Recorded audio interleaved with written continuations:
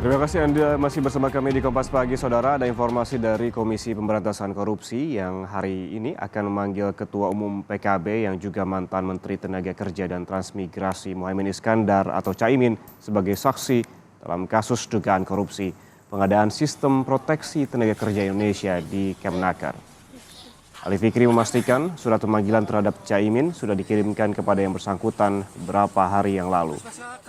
KPK menepis tudingan jadi alat politik karena mengusut dugaan kasus korupsi yang melibatkan Muhaimin Iskandar bersamaan dengan momentum Caimin diusung sebagai bakal calon wakil presiden di Pilpres 2024. Ali menegaskan proses penyelidikan dugaan kasus korupsi di Kemnaker pada periode Caimin menjabat sebagai Menaker dan juga Transmigrasi sudah dimulai sejak tahun lalu.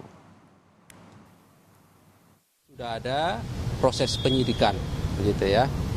Yang itu dilakukan jauh-jauh hari sebelum kemudian ada isu-isu yang berkembang saat ini terkait dengan proses politik.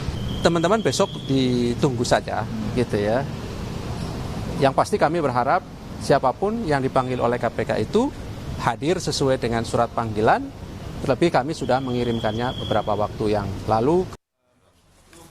Kasus dugaan korupsi sistem proteksi TKI di Kementerian Tenaga Kerja yang tengah diusut oleh KPK terjadi pada tahun 2012. Saat itu Muhaimin Iskandar menjabat sebagai Menteri Tenaga Kerja dan Transmigrasi.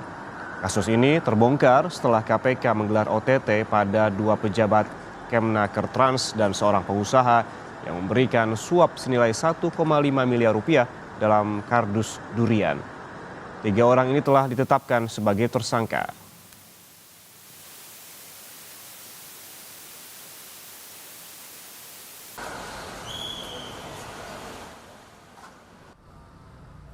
Terkait dugaan kasus korupsi pengadaan sistem proteksi TKI Kemnaker, KPK telah mencegah 3 orang bepergian ke luar negeri selama 6 bulan ke depan.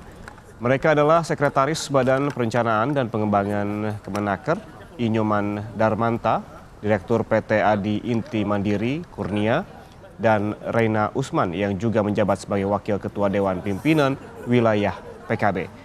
KPK menduga dugaan kasus korupsi pengadaan sistem proteksi TKI di Kemnaker tahun anggaran 2012 bermodus penggelembungan harga atau markup. Ya, untuk Reina Usman kapasitasnya hari ini sebagai saksi, ya. Hadir yang bersangkutan dan masih dilakukan pemeriksaan, sehingga kami belum bisa sampaikan apa yang menjadi materi dari pemeriksaan saksi dimaksud.